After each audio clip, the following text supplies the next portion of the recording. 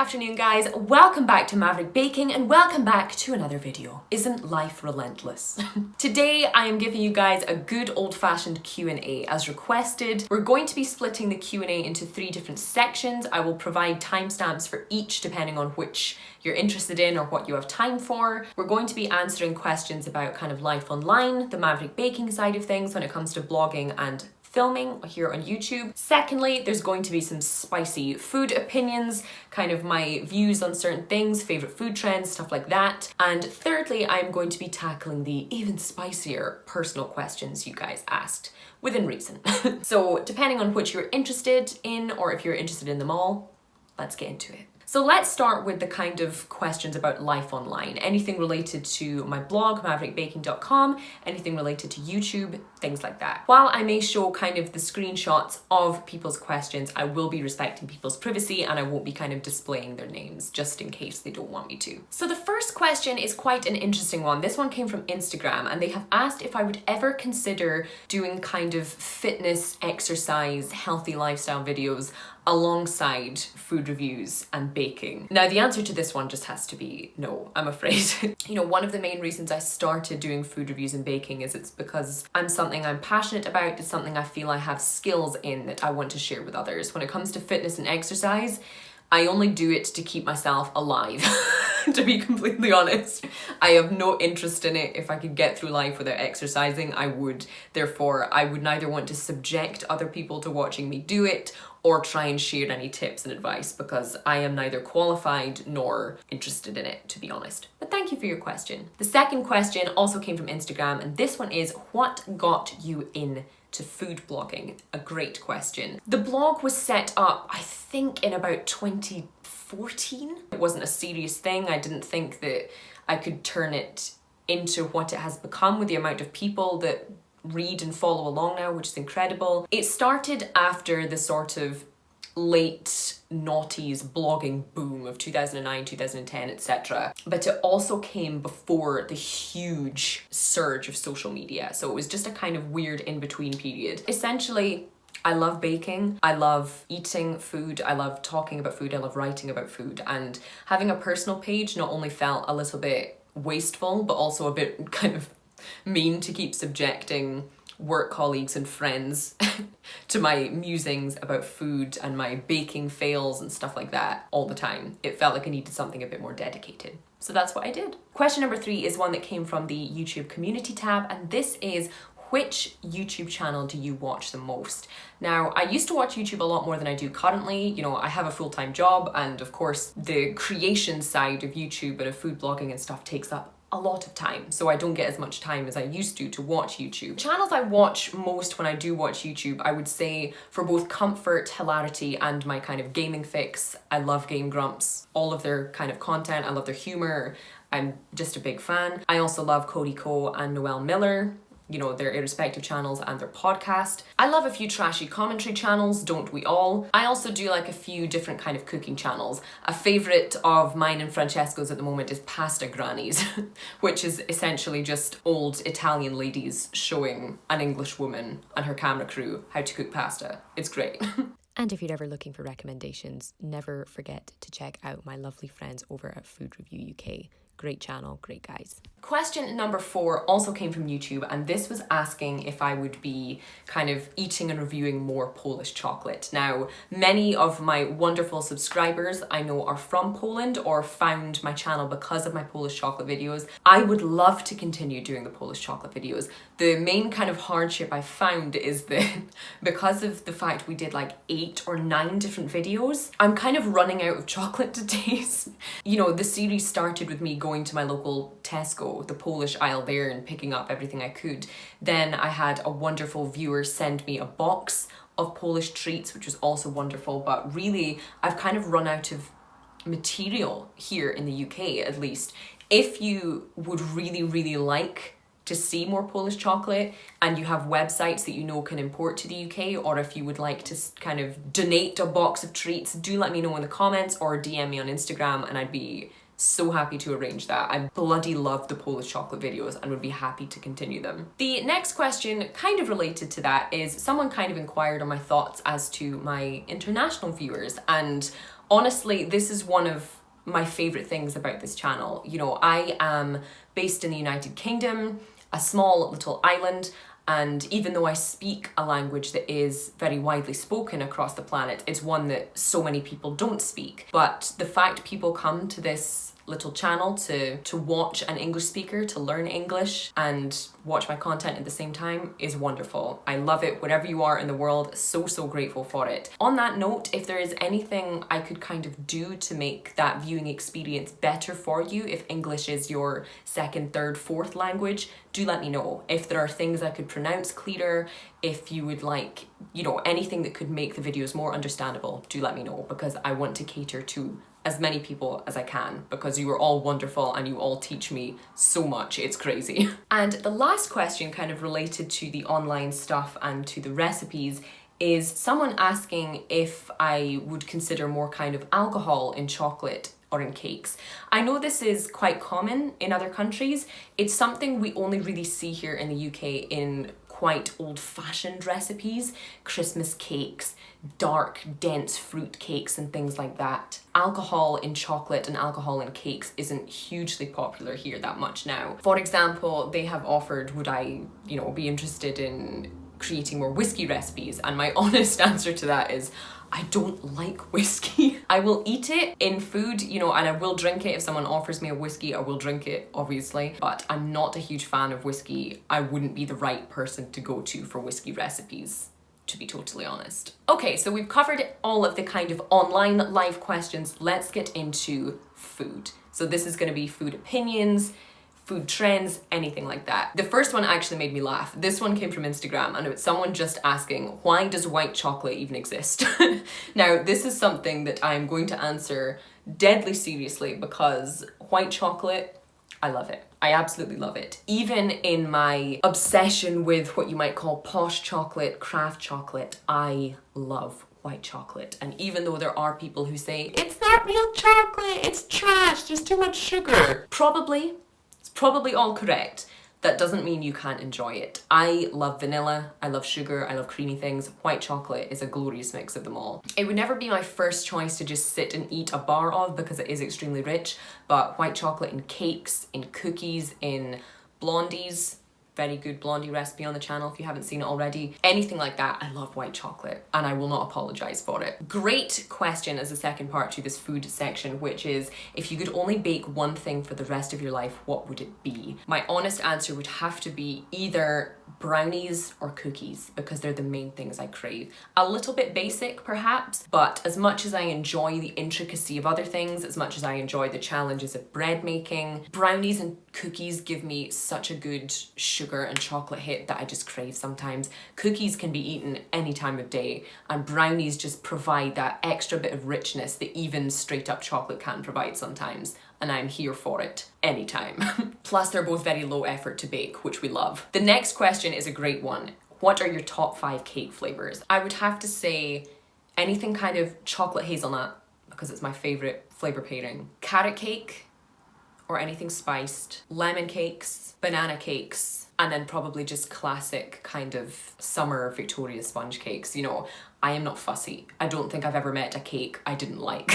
Top 5 baked goods overall. This one is much harder because there is a broad range of things to cover here. The croissant, unbeatable in my opinion, sweet or savory. A good salty focaccia. The chocolate hazelnut cake my mum makes for my birthday every year. Love you, mum. Classic chewy chocolate chip American cookies. And 5th would probably be a good quality brownie. The next question is one that took me a little bit of time to think about. It is, what is your favorite baking trend? Honestly, this one's quite hard because they come and go so fast, and usually some of them are a little bit tragic, but kind of the main ones that for some reason come to mind are drip cakes. I think they are kind of here to stay. They're probably even getting a little bit less fashionable now, but they are always appealing. They look fantastic. They add extra flavor and extra sort of pizzazz to a normal cake. I think they're great. And secondly, for some reason, that tasty recipe where they made 8 different recipes in one pan comes to mind. I just thought that was really creative. Number 6 is my least favorite baking trend. This I think would have to go to anything that's kind of much more style than substance.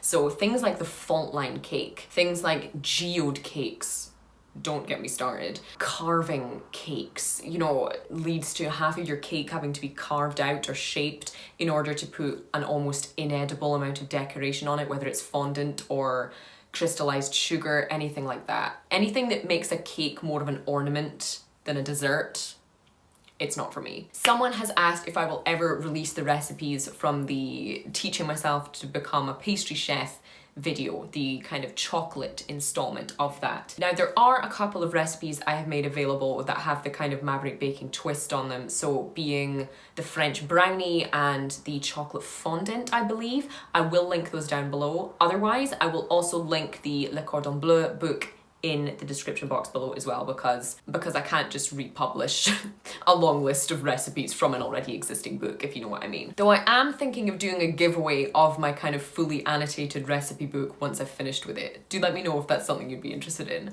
And the final question in this section is whether I've ever considered full kind of patisserie training or internships. The answer is yes, at least 5 times a year.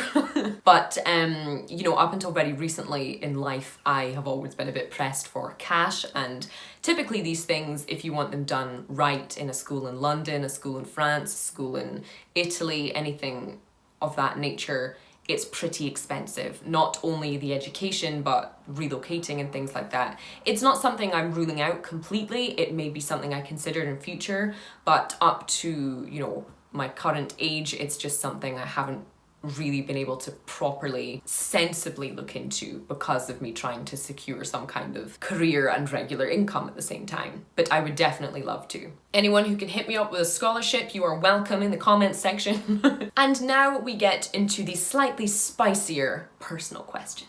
The first question, which actually did make me laugh, I don't know if it was supposed to or not, but it is, do you always wear lipstick? And I realise I picked an interesting shade to say no in.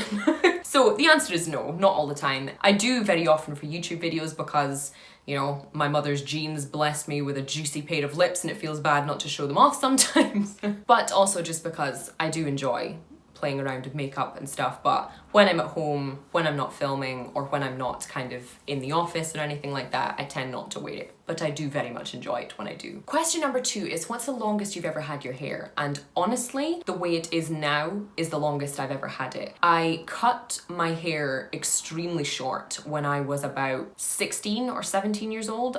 My hair was probably just beyond shoulder length, but as you can probably tell, I have incredibly thick wavy hair that was just a nightmare at the time. This was back in the kind of late noughties when everyone was into dead straight GHD flattened hair, and my hair is not designed for that.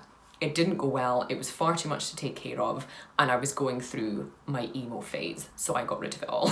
And so from growing it back for the past kind of 2 years, the way it is just now, again, probably just past shoulder length, it's probably the longest I've ever had it. Question number 3 asks what kind of jobs I've had in the past. Now this is an interesting one. My teenage years were spent job hopping a lot in my part-time work while I was studying, simply because I got bored easily and I wanted to try different things. So to give you an idea, I have sold pizzas from a Turkish run pizza shop. I have sold diamonds from a jewelry shop. I have sold cupcakes, unsurprisingly, from a cupcake shop. I have sold coffee and been a barista in a coffee shop. I've done a lot of different things. Question number 5 is, did you go to university, and if so, what did you study? Yes, I did go to university for 5 long years. I studied law. So I have a full Scottish Bachelor of Law with honours. And I also have a diploma in professional legal practice, and I am well on my way in the next few months to becoming a fully qualified lawyer in Scots law. So, Mum, making you proud as always. La prossima domanda, come sta Fra? Fra sta molto bene. Grazie. The next question you guys sent in is, how do I keep my skin free of imperfections even eating so much chocolate? Thankfully, I have had instilled into me by the women in my family some good skincare habits, keeping out of the sun, trying to keep wrinkles at bay, etc. But as with anyone watching this, I have blackheads, I have spots, I have hormonal cysts. They all come. They don't pick up that well on my camera, and I do cover them with the slightest touch of concealer now and again, but my skin is not perfect. General skincare tips is, you know, washing and moisturizing it, making sure you always keep your hands away from it as much as you can, sleeping on clean pillowcases, and probably drinking water and eating some vegetables and stuff like that. Someone asked, what is my favourite movie? Now, my most sensible answer is probably anything that involves the wonderful Heath Ledger. I went through a huge fangirl stage with Heath Ledger in my kind of mid-teenage years and never really got out of it. Anything he's in, even the worst ones, I will quite happily sit and watch, but things like 10 Things I Hate About You, even going into his darker ones like Brokeback Mountain and Candy, just I find him very easy to watch, both in appearance and in acting. Along a similar vein, someone has asked what kind of music I like. Much like anyone on the planet, my taste is very broad. There's not much that I will kind of contest listening to. Kind of founded my taste in music on my parents' love of 70s and 80s alternative stuff, which led me as a teenager and in my kind of young adult years to be a metalhead, a girly metalhead. I'll put it that way. But equally, I'll listen to trap, I'll listen to whatever's in the charts. I'm trying to listen to more Italian music to sharpen my language skills. Big fan of anything released in the 1970s that just has a guitar in it, essentially. Very broad. I'm happy with just about anything. Someone has asked if I'll ever go back to my short hair. If you've been around the channel for a while or a long while, you'll know that I had a shaved head, essentially, for a long time. I used to get a number 2 guard shave at the sides at a barber and kind of short and choppy on top. Most days I loved having my hair like that, but there were days I really hated it. It can be very limiting. It forces you, even on your worst hair days, to just get on with it. You can't tie it up. You can't really stick a bandana on top and wish for the best like you can with longer hair. I did love it, and I loved the kind of low maintenance lifestyle that came with it. But at the moment, I'm enjoying kind of exploring the long hair lifestyle, and maybe it will come back one day, but not just yet. The next question goes a little bit deeper. A couple of people inquired as to kind of my thoughts on mental health. And without wishing to keep you lovely people here for too long, I have had a bit of a turbulent lifestyle with mental health issues before they were kind of more widely discussed and accepted in society. When I was younger, from a very young childhood age into my late teens and early 20s, I have had various forms of eating disorders. If that's something you're interested in, I can maybe expand on that elsewhere. I don't want to get kind of too dark in this video, but they've come in various forms and to various extents. I'm never going to be normal, which is fine, but it's something I am recovered from, if that makes sense. Very kindly and caringly, someone has also asked about my mental health with, the state of the world just now. Like most of us, I imagine, unless you have the joy of tanning yourself on a beach 365 days a year. I think we've all struggled. I am no different from probably any of you guys watching this. I am fortunate enough in that I have managed to keep income coming in from my work, and working from home has had its benefits, but equally I'm stuck, like many of us are, in, poor weather, not being able to see my friends, not being able to see my family, even though they are literally minutes away from me. It's